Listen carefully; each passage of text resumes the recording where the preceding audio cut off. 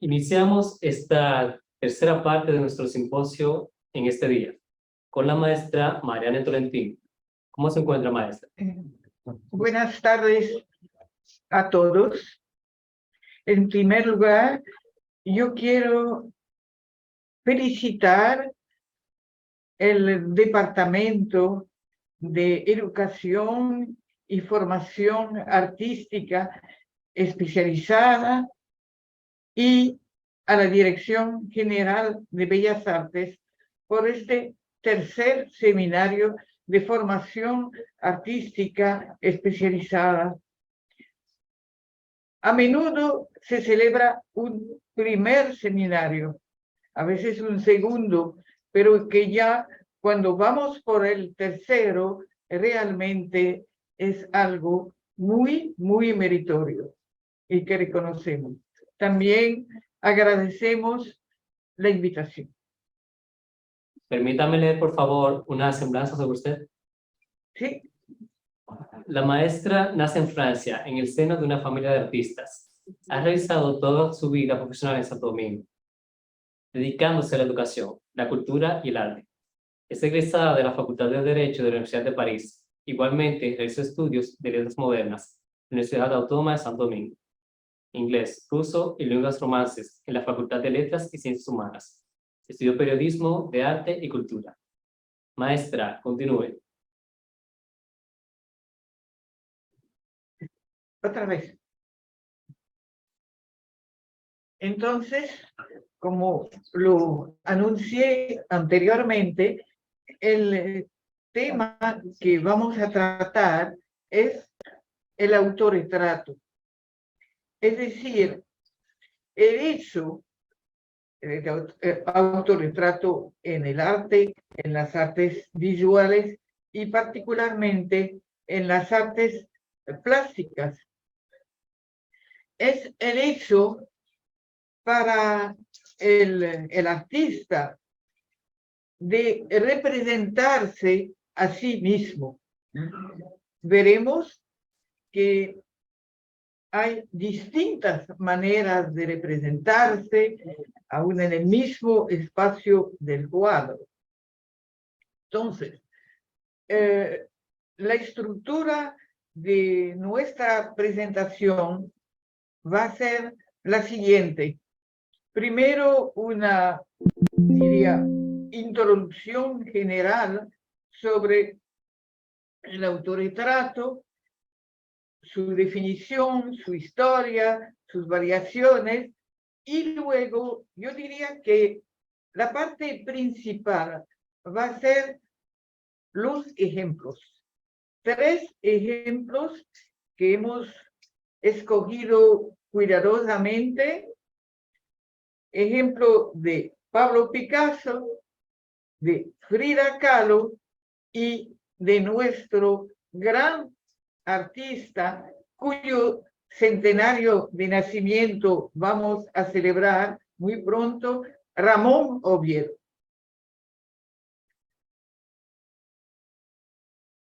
Todos los museos en sus colecciones tienen autorretratos, pero hay un museo en especial y empezamos por ese museo y vamos a terminar por él. Veremos por qué. Hay un museo en Italia, en Florencia, que se llama la Galería de los Uffizi, es decir, la Galería de los Oficios, que ha sido realmente creada para tener autorretratos y ha conservado esta especialidad, aparte de otras exposiciones, ha conservado esta especialidad hasta hoy, hasta el tiempo presente. Eso es una imagen, una fotografía que en realidad es un grabado del siglo XIX y es algo interesante porque nos muestra también el tipo de museografía que se utilizaba en esa época, donde todas las obras estaban colocadas juntas y se hacía aún un poco difícil de verlas individualmente. Pero así tenemos un enfoque de la especialidad de este museo, viendo esa cantidad de autorretratos. En nuestro texto va a tener dos aspectos, un aspecto de lectura de el texto que yo escribí, que yo preparé, y luego vamos a comentar autorretratos que nosotros hemos escogido de los diferentes artistas. La práctica del autorretrato se pierde en los arcanos del tiempo y ha generado discusiones, interrogantes, dilemas, conjeturas. Es una tradición occidental milenaria. Sin embargo, en la Edad Media, como la única pintura o la única expresión de arte autorizada era la religión, eran los temas religiosos, no hubo autorretrato. Es a partir del Renacimiento que encontramos los autorretratos y Rafael, por ejemplo, hizo como unos 30 autorretratos, luego Leonardo da Vinci no hizo ninguna pintura de autorretrato, sino dibujos, y Miguel Ángel uno solo. Ahora bien, ¿por qué razón un pintor se autorretrata? Las razones sobran. En el autorretrato interviene el reflejo no solamente del espejo, sino de la memoria, que entonces aumenta la libertad de interpretación, llegando a la fantasía pura, a la deformación o a la reformación voluntaria. No siempre el artista se representa fielmente, es decir, a modo de lo que diríamos ahora una fotografía, no. A veces, voluntariamente, eso lo veremos luego, deforma su propia imagen, deforma su propio reflejo, o lo reforma, y eso sucede mucho en las mujeres que se autorretratan, lo reforma por razones estéticas. Aquí tenemos un primer autorretrato célebre de Rembrandt, que pintor clásico por excelencia. Como no existía la fotografía en ese tenor, lo que hizo fue representarse a sí mismo en las distintas etapas de su vida. Entonces es un autorretrato de él particularmente conocido. Vemos que se representa como una personalidad con nobleza, con dignidad, y como era un artista muy exitoso, se representaba como miembro de la alta sociedad de su tiempo. ¿Me van pasando esto? Un factor frecuente percibido en el autorretrato es el ego del autor, impulsándole a llevar su persona a la creación plástica. Aparte de la satisfacción de multiplicar su propia imagen, cristaliza la condición humana en el retrato personal. El rostro del artista se convierte en memoria y testimonio de los demás. Aquí tenemos un autorretrato que todos ustedes probablemente conocen y reconocen. Se trata de Vincent Van Gogh. ¿Por qué Vincent Van Gogh se autorretrató tanto? En primer lugar, como lo sabemos, era un artista muy pobre, que nunca vendió un solo cuadro en su vida, que no tenía los medios de pagarse un modelo, entonces era su propio modelo, que por cierto ocurre con muchos artistas. Y han quedado, parece que unos 35 autorretratos de Van Gogh.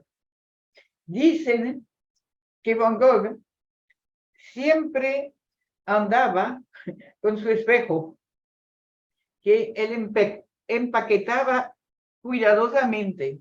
Es decir, que lo más precioso para él cuando él viajaba, se desplazaba, era su espejo para poder autorretratarse. Ahora bien, no solamente un artista se hace un autorretrato representándose a sí mismo.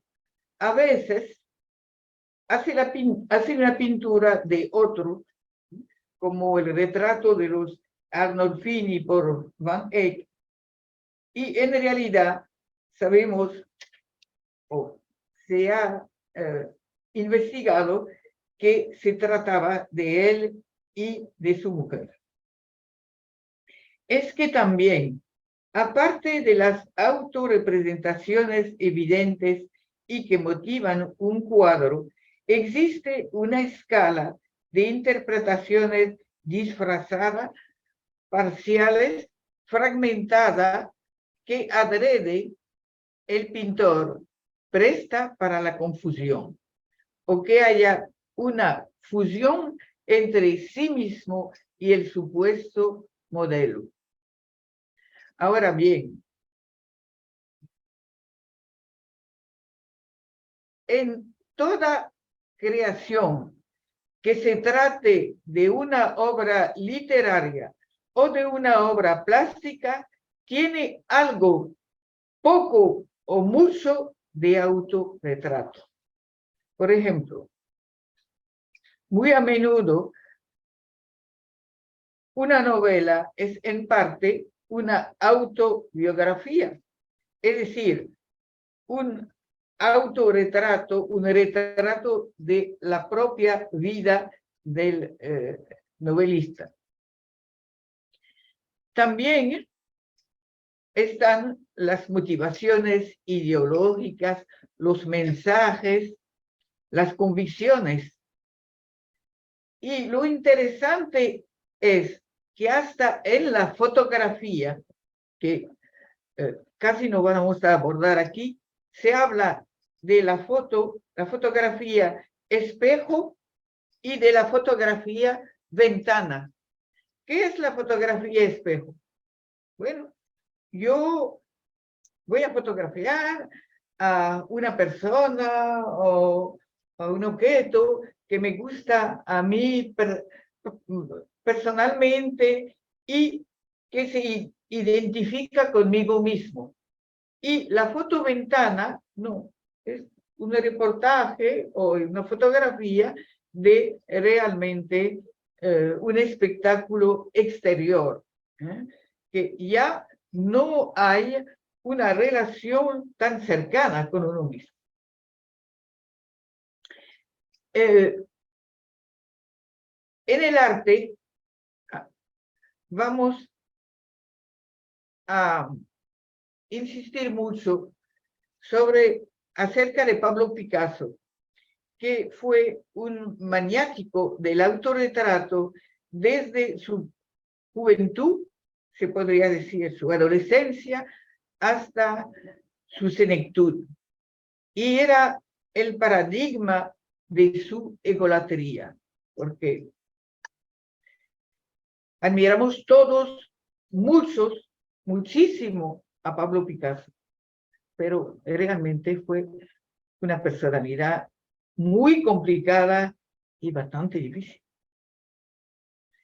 Entonces, en cuanto a los autorretratos en general, la primera modalidad consiste en el autorretrato como motivo único de la obra y monumental por su proporción heroica en relación con el espacio.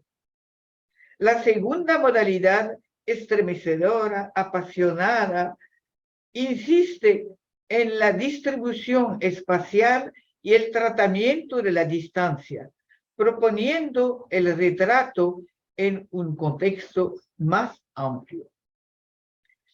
El tercer enfoque lo llamaríamos el retrato invisible. No está ni la cara ni el cuerpo del artista, pero él se proyecta intensa y militantemente. Un ejemplo conocido es el Guernica, yo desgraciadamente no lo tengo, la pintura tal vez más famosa de Picasso y más comprometido, que él hizo en el 1937 como una reacción de protesta y de cólera y de queja por bombardeo, un bombardeo de los alemanes que mató a centenares de personas. Y en esa pintura, él no está presente, pero desde que la vemos, sabemos que se trata de Pablo Picasso. Asimismo, ahora sí, pensamos en un artista dominicano, cuando Ramón Oviedo pintó la revolución, vamos a decir, del 1965 y el 24 de abril, él se inspiró de Picasso. Él no está físicamente dentro, pero el personaje que representa al pueblo y que está en la boca del cañón, luchando, empujando el camión del invasor americano, era Ramón Oviedo. Lo interpretamos así. En el autorretrato encontramos distintos estilos motivados por los sentimientos del artista, sus preferencias estéticas, su sentido del humor y hasta burlándose de sí mismo. Este es particularmente interesante, lo vamos a comentar un poquito. Se trata de Théodore Chassériau, que consideramos como tal vez el primer pintor dominicano, porque él nació en el Limón en el 1819 y en realidad era francés y se refugió, su familia se refugió en la parte española, es decir, Limón, muy cerca de Samaná, por los eventos de Haití y su independencia y declaración de Primera República Libre de América Latina y del Caribe. Este autorretrato de Chassériau, él lo hizo cuando tenía 16 años. Es una de sus obras maestras y en toda su vida él hizo solamente 2 autorretratos, otro que yo no presenté porque no tiene esa gran belleza, solamente 2. Y otra cosa muy especial, él nunca quiso que lo retrataran. Y en su época había un fotógrafo, el primer fotógrafo muy conocido que se llamaba Nadar, y él era muy amigo de él, pero nunca quiso que lo retratara. Pero Nadar se vengó e hizo hasta una caricatura de Chassériau, donde lo presenta con palmas, donde lo presenta realmente como un caribeño. Además, cuando ustedes lo miran, realmente es un caribeño. Era francés, pero parece que tenía de manera muy cercana, un abuelo o una abuela de raza que no era blanca, de raza negra. Y aún, yo me estoy extendiendo un poco porque se trata de Chassériau, aún él tuvo problemas en su vida, porque lo trataban, ¿sabes? Que Francia en el siglo XIX era un país muy racista y lo trataban como mestizo, descendiente de esclavo, lo que era totalmente falso. Y hasta críticos malintencionados se referían a su apariencia física muy criolla, justamente para referirse a su obra pictórica.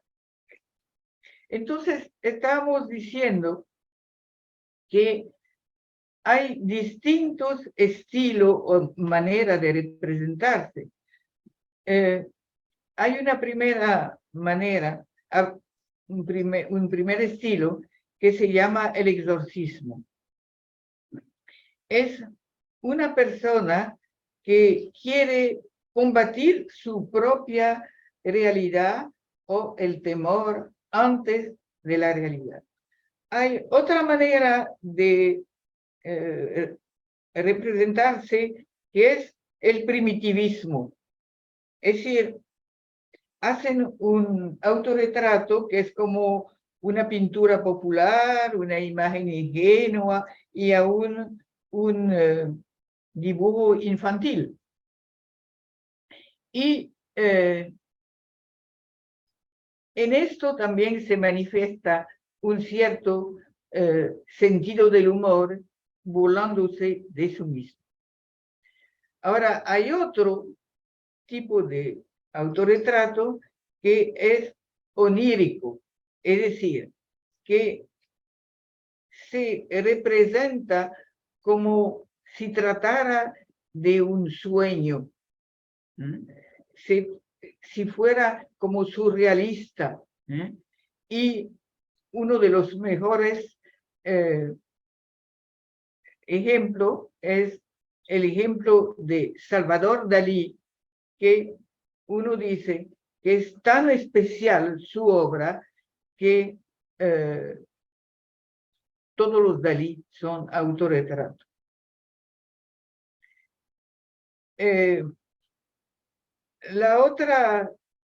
Otro estilo es una verdadera obsesión y el narcisismo a ultranza, que es el de Pablo Picasso, pero esto lo vamos a analizar aparte. Ahora, el expresionismo, aquí tenemos un ejemplo con Antonio Saura. Ustedes ven que es un autorretrato que corresponde al estilo de su pintura, con brochazo, con manchas, con garabatos.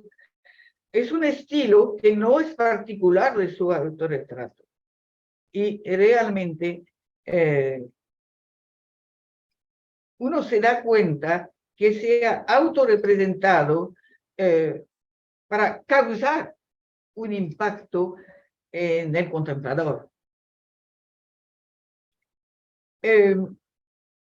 También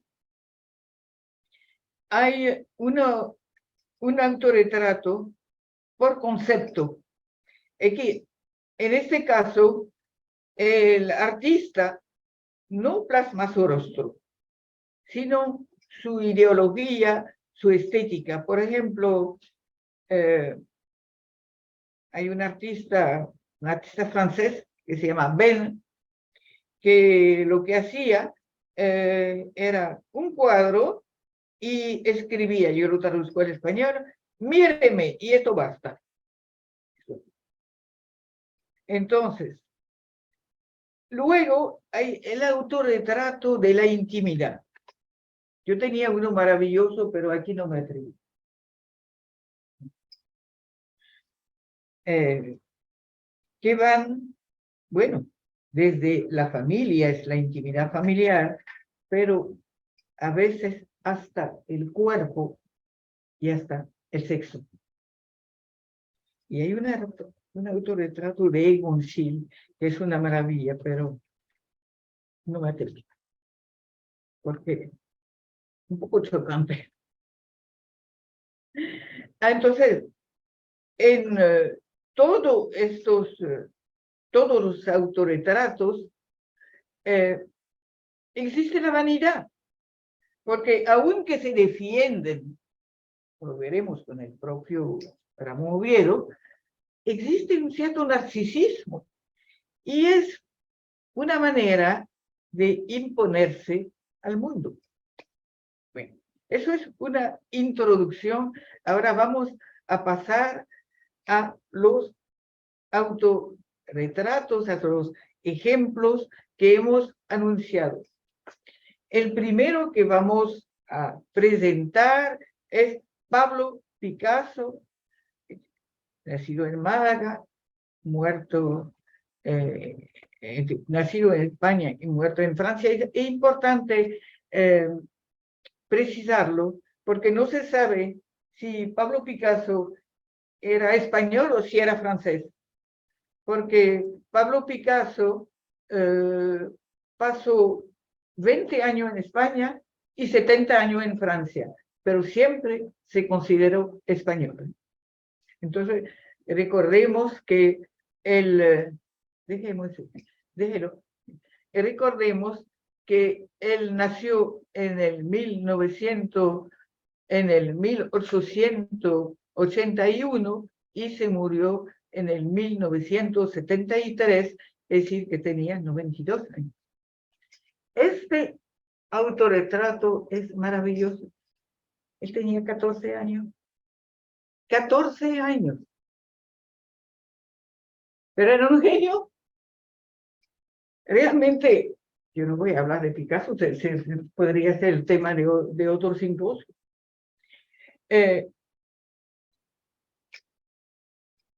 Picasso, aún a los 18 años, ya era un pintor completo, pero era un pintor absolutamente neoclásico, realista, y había hasta problemas el padre era pintor, pero no era genial como el hijo.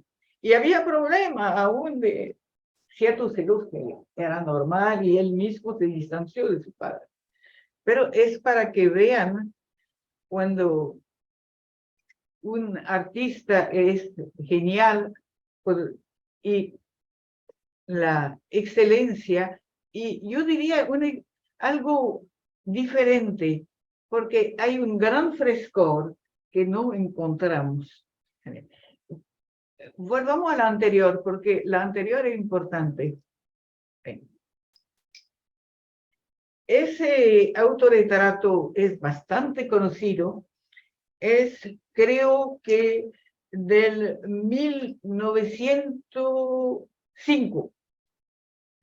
Él tenía 24 años, estaba en ese momento muerto de hambre, muerto de frío, y él se representó como era, porque si bien, eso vamos a decirlo, globalmente, Pablo Picasso fue muy pronto un hombre rico, riquísimo, que no sabía ni qué hacer ni de su fortuna.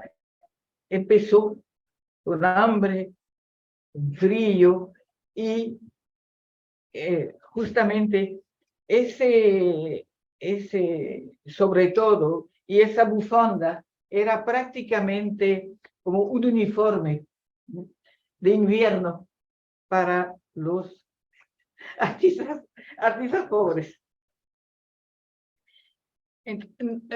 Notamos la contundencia de... No puede dejar así, yo le explico. Notamos la contundencia de los retratos en la producción artística de Pablo Picasso desde el período catalán de extrema juventud hasta las postrimerías de una ancianidad todavía fértil la víspera de su muerte. Toda la obra de Pablo Picasso, con menos acentuación en la escultura, se fundamenta en el retrato y también en el autorretrato. Están primero los verdaderos autorretratos, muy numerosos, sobre todo en la juventud, cuando se encontraba en la pobreza, como un medio de exorcizar la suerte de interrogarse en el espejo. Además, Pablo Picasso, egotista empedernido, se complacía en representarse. Observamos que durante un largo periodo el pintor dejó el autorretrato propiamente dicho para la fotografía. Además, Pablo Picasso también era fotógrafo. Yo le voy a presentar después otra imagen que nos muestra con su cámara. Le encantaba que le fotografiaran, que le filmaran, una especie de apologética visual para la historia. Cuando Pablo Picasso volvió a plasmar su rostro con frecuencia, fue durante la vejez, después de los 80 años. Eso es un autorretrato de Picasso muy conocido, muy conocido. Él debía tener 45 años en ese momento. Ya había pasado la época cubista, y ya en ese momento era un artista muy exitoso. Nos impresiona la mirada, una mirada a la vez interna y externa. Nos mira, pero ni tanto. Parece más una mirada interior. Y eso es realmente, y podemos admirar, por supuesto, el dibujo, la energía del trazo. Realmente es un Picasso donde la deformación todavía no es la deformación monstruosa que le conocemos y que admiramos. Siguiente, vamos a ver. Entonces, esa fotografía, esa que yo le había anunciado, yo la escogí justamente porque me impactó. Y obviamente él está posando, ¿eh? Él está posando con su cigarrillo. No era una época donde el cigarrillo era un sinónimo de enfermedad y de muerte, y él fumaba constantemente, pero él tomaba fotos también y le gustaba que lo fotografiaran con su cámara. Entonces, expresamente, yo quise presentar esta fotografía de Picasso. La siguiente. Esto es, Pablo Picasso se autorretrató no solamente en pintura, sino también en dibujo, ¿eh? Y eso es, siempre firmaba todas las obras, porque extremadamente celoso de sí mismo.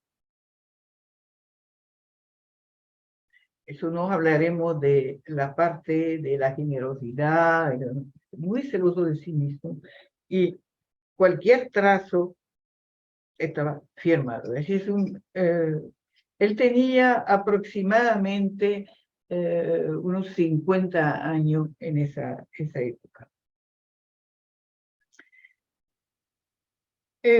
Tenemos la impresión que en la vejez, Picasso se burlaba de sí mismo y del envejecimiento que lo retaba, que él preparaba su enfrentamiento con la muerte. La muerte era algo que no se le podía mencionar. Así, hay en el 1972, y vamos a ver,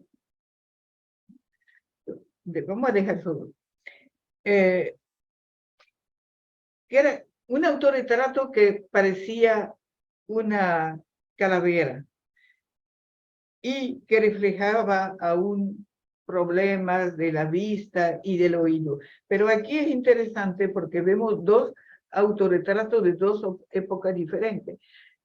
Cuando tenía unos 55 años, y ahí un autorretrato de la vejez, de una gran vejez, porque en ese momento yo creo que él tenía 89 años cuando hizo ese autorretrato.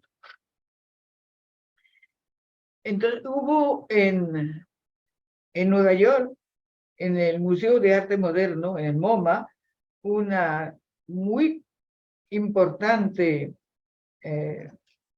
exposición retrospectiva conjunta de Pablo Picasso, y se dedicó una sección especial a los autorretratos.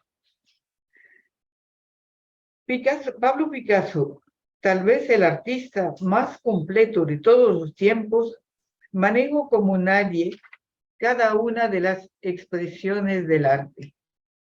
Y cuando él se inspiraba de una obra hecha por otro gran artista, él la reinventaba, convirtiéndola en un Picasso inconfundible, en una suerte de autorretrato dentro de la apropiación de la obra de otros artistas. Él comunicaba su propio estilo y usaba técnicas infinitas, al igual que él lo hacía dibujando y pintando la realidad. Podríamos decir que él conformaba, reformaba y transformaba. Cuando se apropiaba una obra de arte, era una renovación total de una pintura famosa. Por ejemplo, el ejemplo más conocido es de Las Meninas de Velázquez, y él ha hecho a partir de las Meninas una decenas de obras que aún se han presentado como una exposición especial. Y, por cierto, abriendo un paréntesis, en las Mellinas de Velázquez, el propio Velázquez se autorrepresentó detrás de la tela pintando. Es decir, que para recordar las modalidades del autorretrato y cómo los artistas se autorrepresentaban dentro de una pintura. Por ejemplo, pintando una batalla, no había fotografía. Entonces, uno de los jinetes, uno de los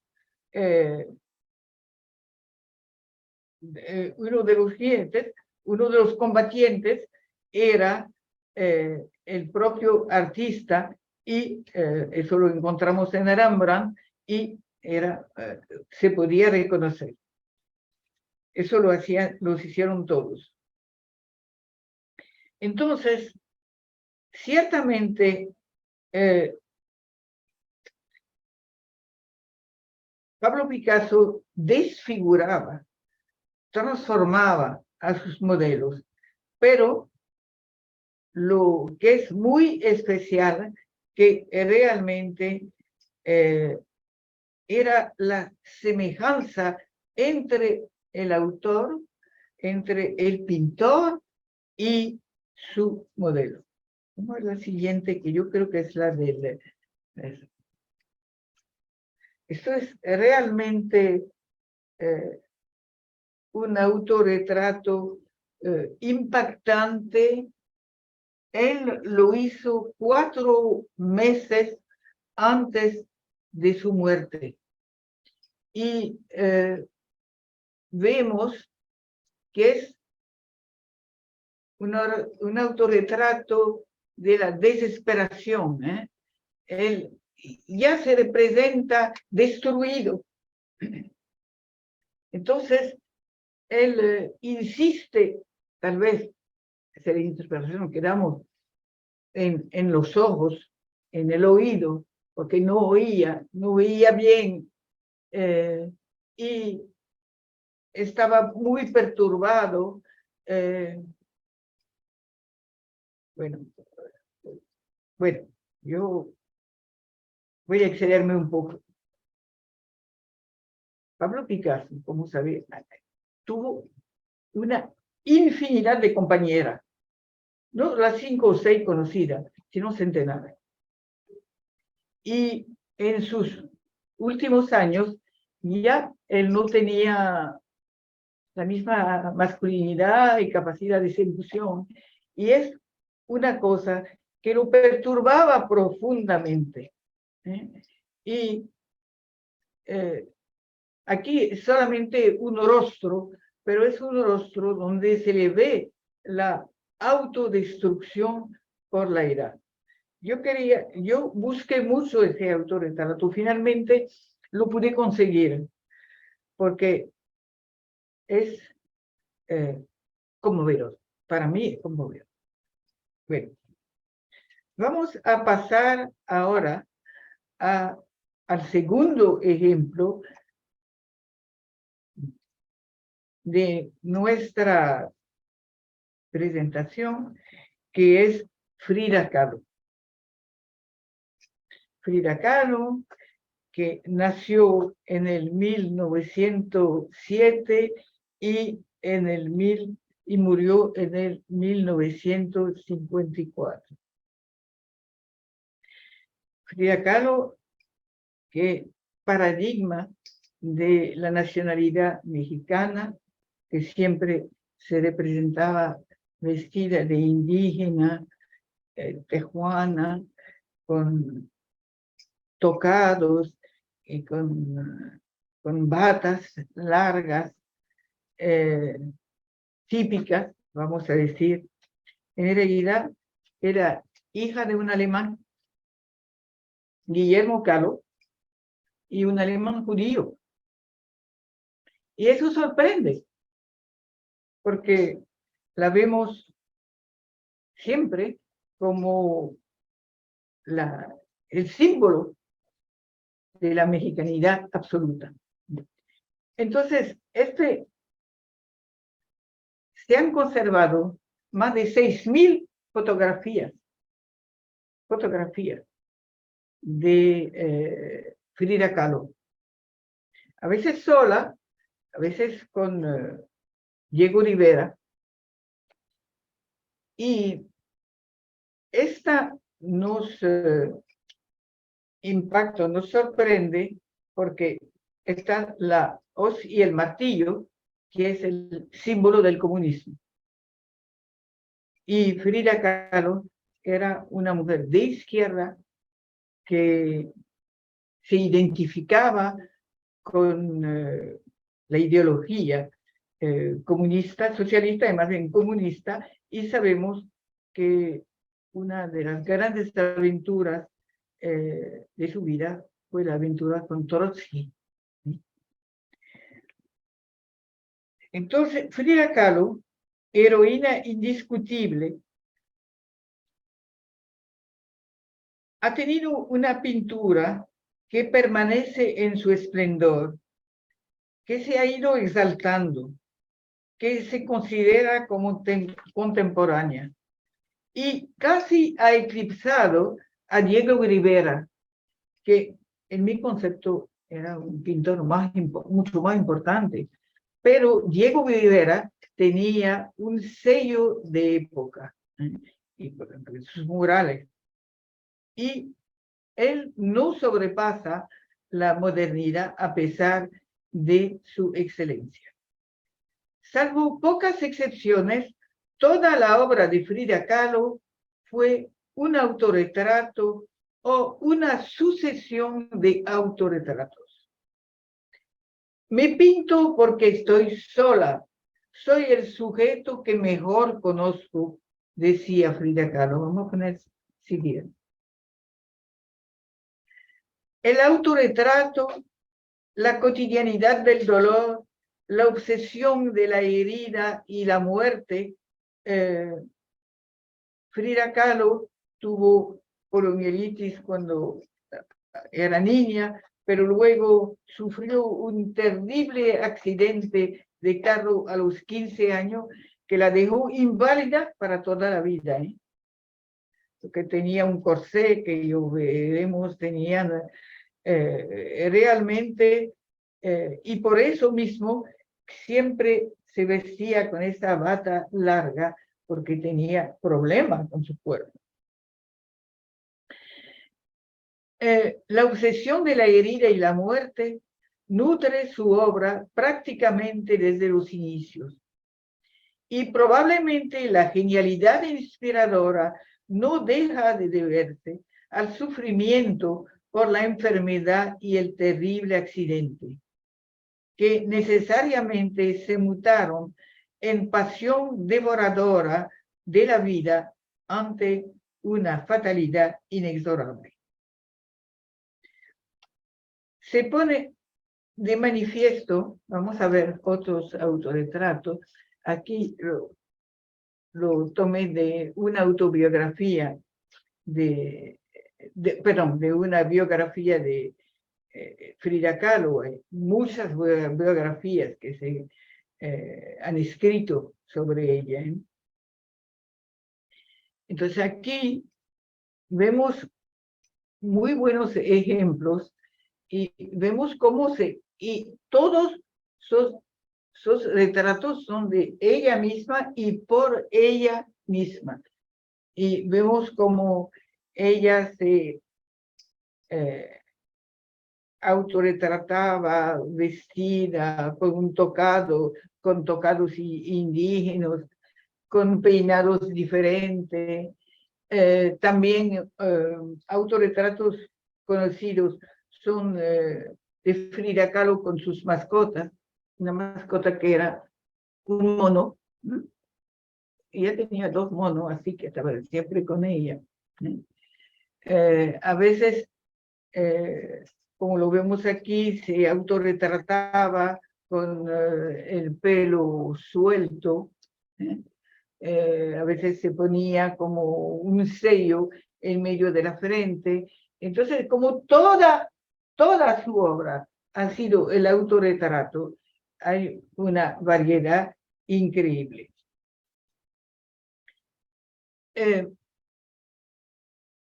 Vamos a seguir el siguiente. Entonces, ella se autorrepresenta, ella con su nana, se autorrepresenta con su nodriza. Eso tiene realmente un encanto muy, muy especial. Un encanto muy especial. Y entonces ella está tomando la leche de su nodriza como si estuviera chupándose la vida. Y lo que nos sorprende también es la proporción del rostro. Algo muy conocido por todo el mundo son sus cejas juntas, que ella aún estiliza y exagera aún en sus autorretratos. Y ustedes vemos la importancia del rostro y el cuerpecito diminuto.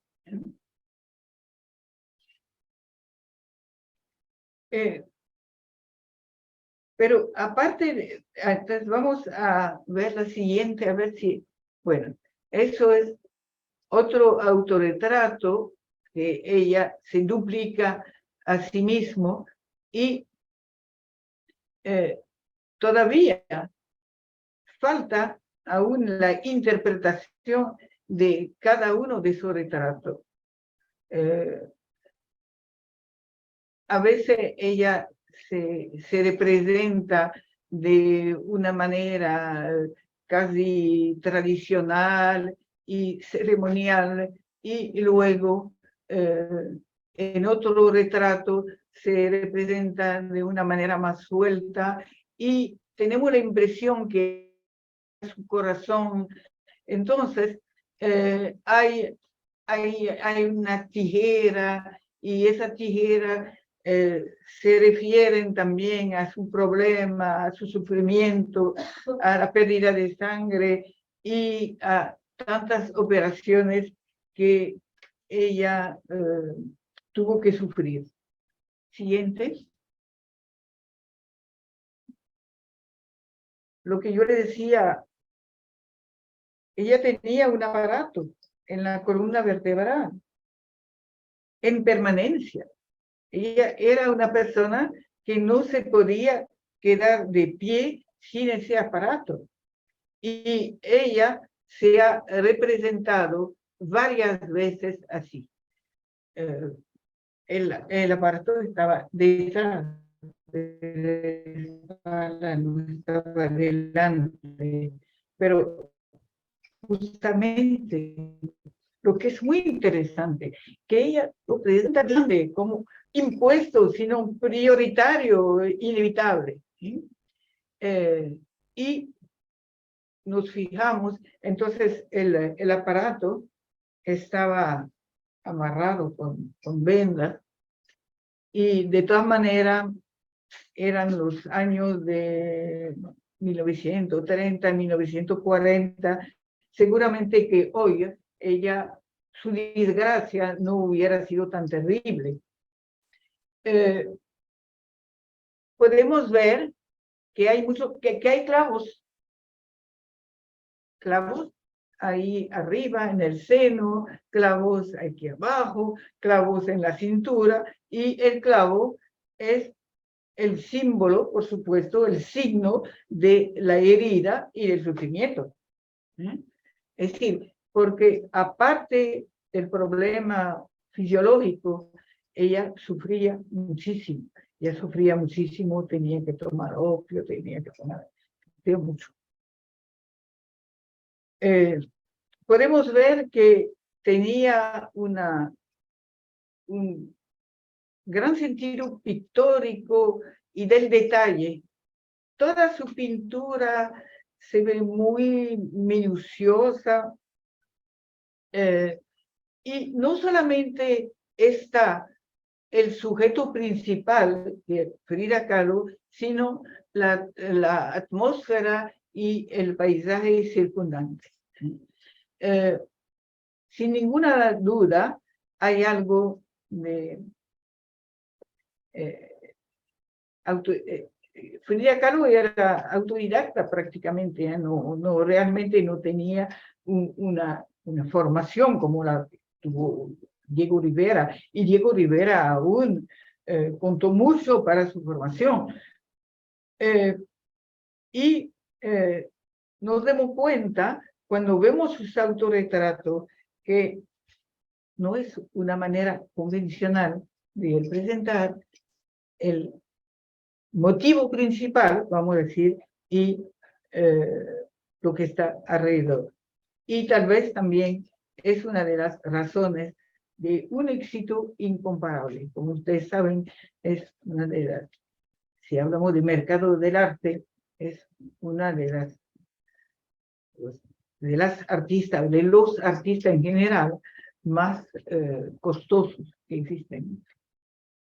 Siguiente. Eso es terrible.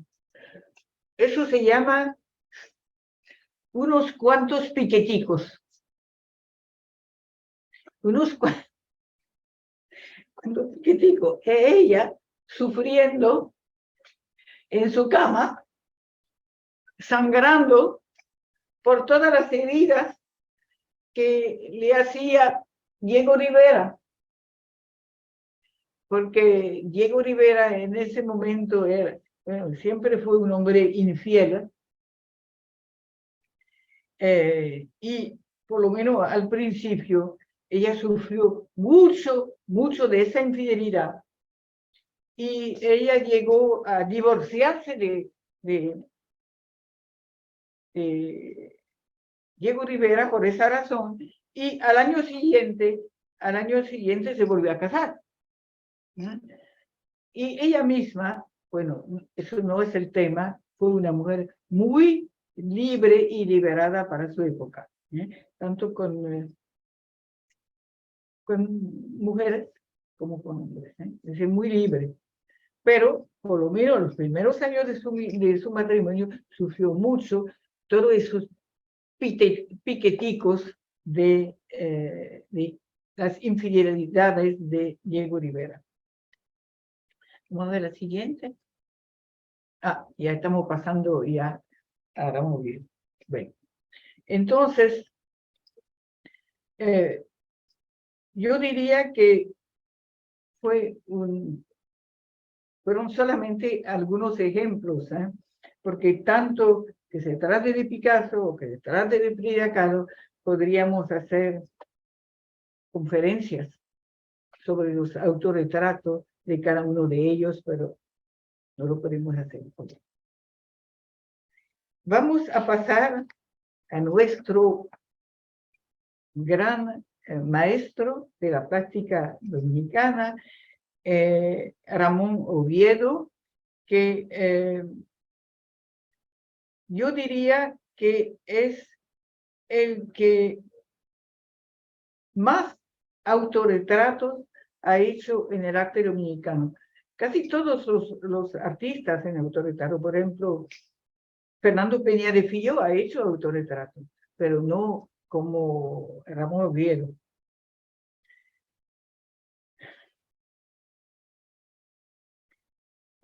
Vamos a hablar primero de Ramón Oviedo, después hablaremos de su autorretrato.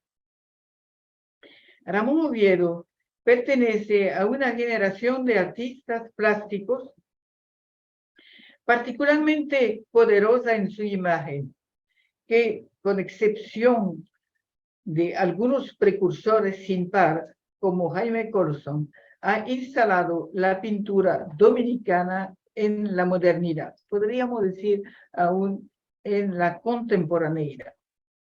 Además de su fuerza expresiva, se aprecia el compromiso de esa pléyade de pintores por la época histórica en la cual han surgido. Fueron los últimos años de la dictadura de Trujillo, la lucha por el retorno a la democracia y especialmente la década del 1960 al 1970. Ramón Oviedo fue un héroe cultural de la Revolución de 1965. Hay una anécdota que tal vez le entregaron un fusil. Yo no sabía qué hacer con eso. Lo que hizo fue depositarlo. Y digo que su fusil era su pincel. Mientras hay otros artistas que sí combatieron. Silvano Lora, por ejemplo. Silvano Lora, que ha sido un gran artista nuestro también, sí también combatió con el fusil. Entonces, jamás la pintura dominicana se reveló tan emotiva y social a la vez, siendo ya Ramón Oviedo uno de sus máximos exponentes. Para mí, el periodo que yo prefiero en la pintura dominicana, yo digo francamente, es el periodo entre 1960 y 1970, que es el periodo más comprometido ideológicamente, socialmente. Hay artistas que maduran toda la vida. Los que maduran aprovechan su pasado e enriquecen su experiencia con el presente. Ramón Oviedo se inscribe entre los que han madurado cada vez más sabio, cada vez más riguroso, cada vez más audaz. Ramón Oviedo renegaba de la abstracción, pretendiendo que no le permitía expresar sus compromisos humanos e ideológicos. Algo casi inconcebible fue que Oviedo se convirtió en el mayor pintor abstracto dominicano de la actualidad en su tiempo, los últimos años. Últimamente inmerso en la introspección y su mundo interior, lo que explica ese paso a la abstracción. El autorretrato y Ramón Oviedo. La primera razón para autorretratarse consiste es que para un artista es el modelo siempre disponible, sin costo y sin problema. Ramón Oviedo dio ese argumento, agregando que él era la persona a quien, vamos a seguir viendo otros,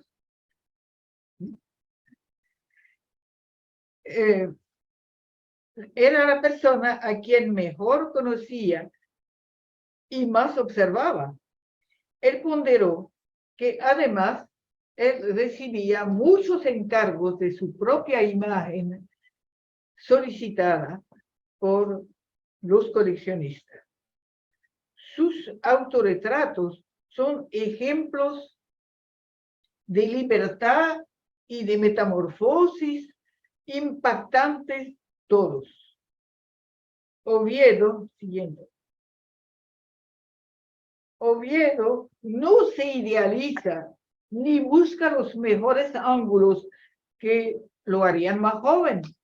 Todo lo contrario.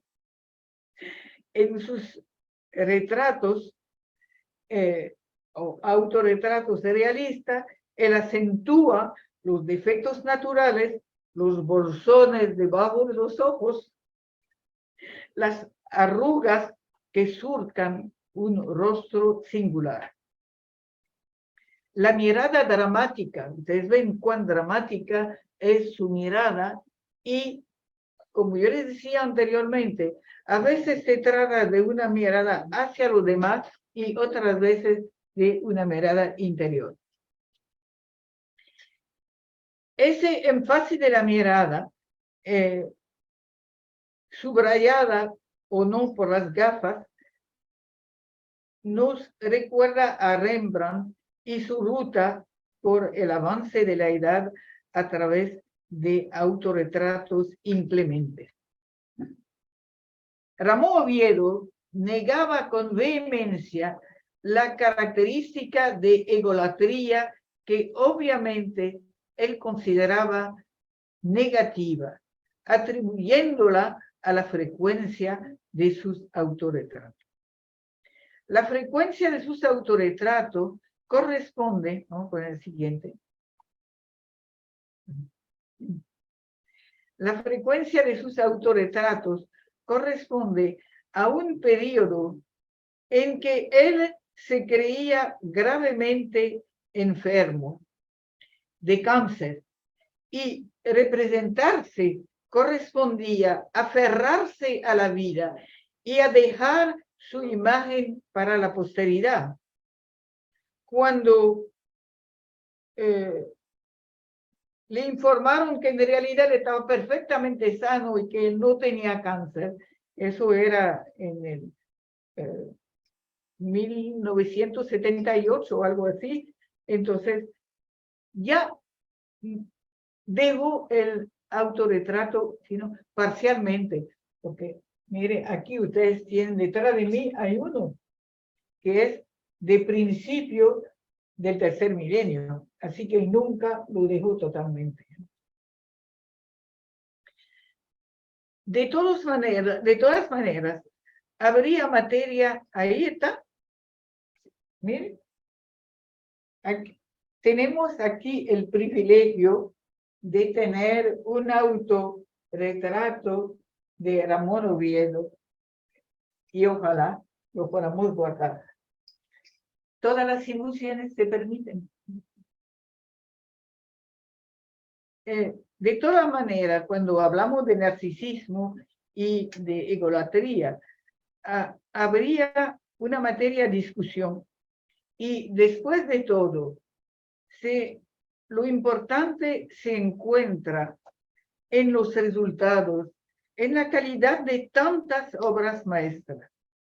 El espectador se siente deslumbrado ante todas las versiones del yo, el yo. Solo cuenta la contundencia de la iconografía, lo que yo llamo iconografía oviediana, que es un invento, un calificativo inventado, pero que todo el mundo entiende. Hay una sensación de unidad en la diversidad, en los autorretratos, que sea en la pintura y en el dibujo, porque siempre estamos insistiendo en la pintura, pero vemos que hay autorretratos que son simples dibujos. Tres modalidades alternan, probando la reflexión y una renovación constante. La primera consiste en el, vamos a decir la próxima. La primera consiste en el autorretrato, motivo único de la obra y monumental por su proporción heroica en relación con el espacio. Así son los autorretratos en rojo. Vamos a ver el siguiente, podemos volver hacia atrás a ver si encontramos. No, ese siguiente. No, volvemos hacia adelante. Sigue.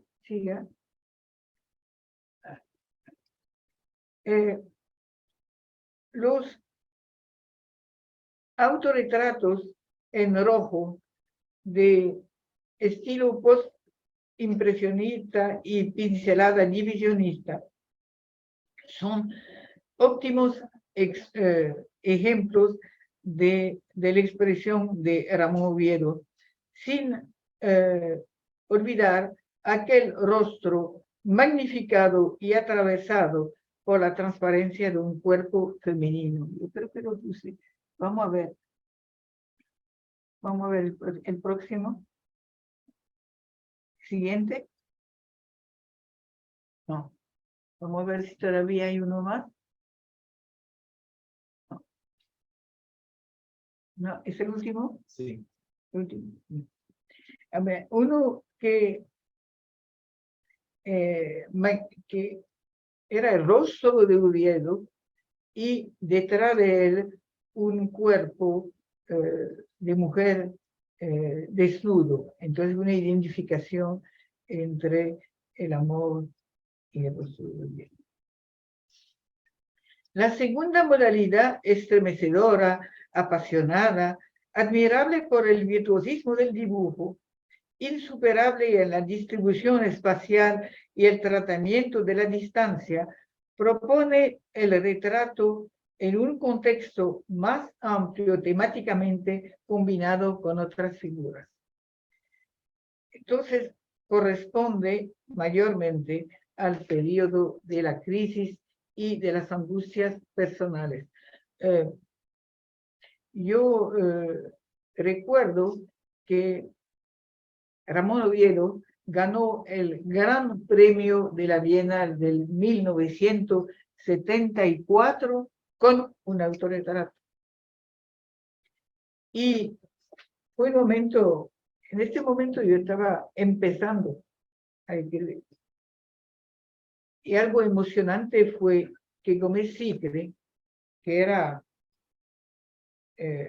director artístico en la OEA y realmente una personalidad insuperable en la plástica latinoamericana, entró, era en Bellas Artes, al Gran Salón de Bellas Artes, que llamamos la Cúpula, se paró frente al autorretrato de Oviedo y dijo: este es el Gran Premio.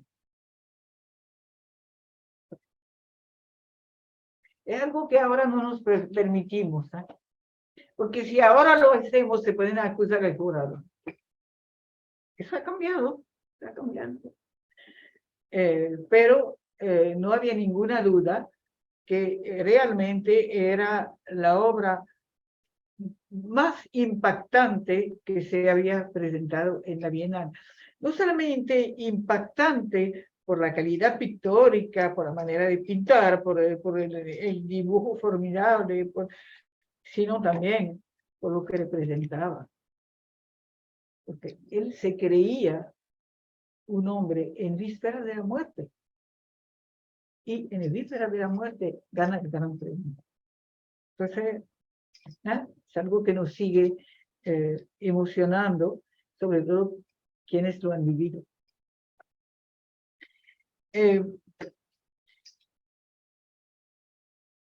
Yo creo que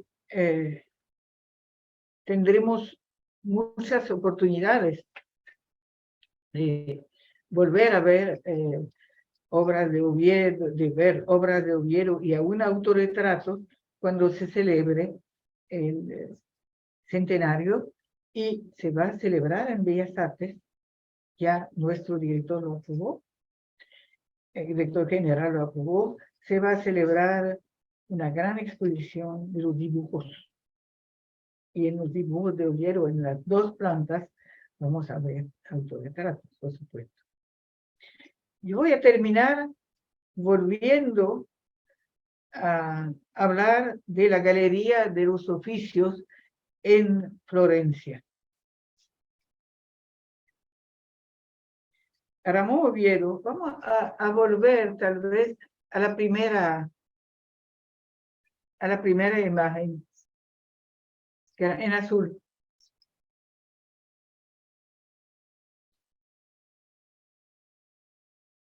No, Oviedo. Oviedo.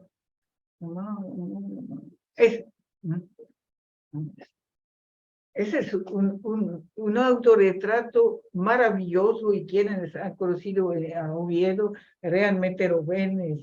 Esa es su personalidad.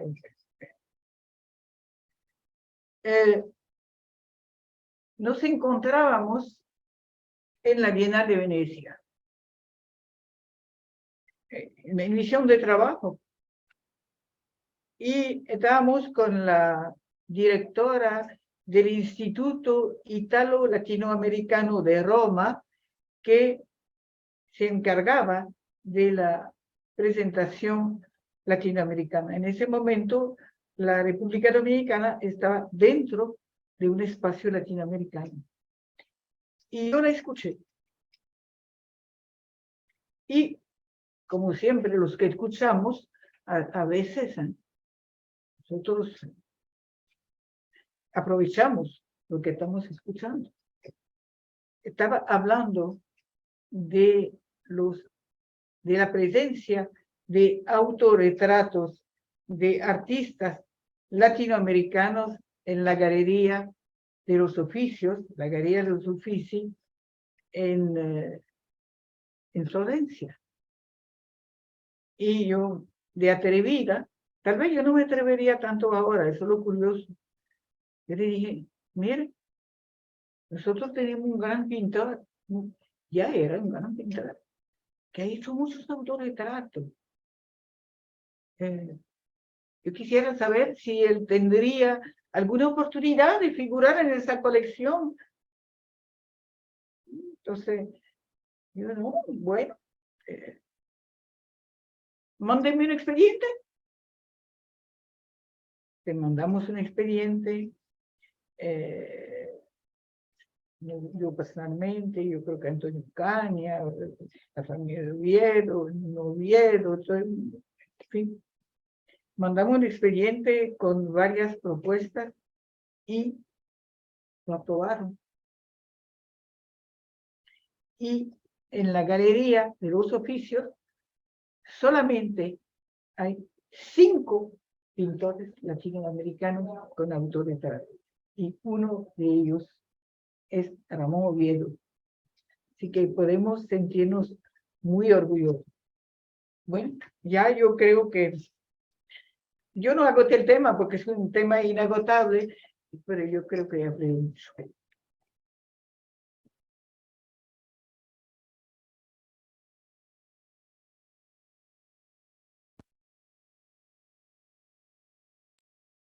Muchas gracias, maestra, por tan excelente ponencia. Por cuestiones de tiempo, recuperaremos las preguntas que hay en el chat y se las haremos llegar a la maestra para que las responda en otro momento.